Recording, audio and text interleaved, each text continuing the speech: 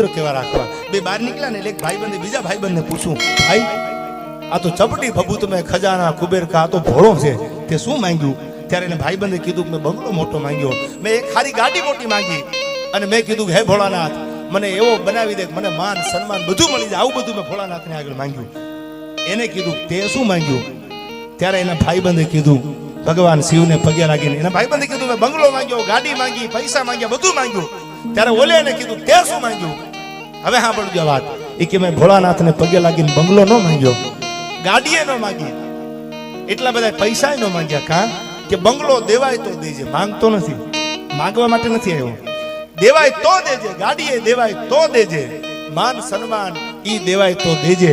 પણ હે ભોળાનાથ તારી આગળ હાથ જોડીને એટલું કહું છું કે મારા બાપ જેદી આ ખોળિયામાં પ્રાણ ન હોય ને તેથી માથે ઓઢાડવાનું ઇજ્જતનું કફન આપજે. આ માંગુ છું, મારે બીજું કાંઈ જોતું નથી.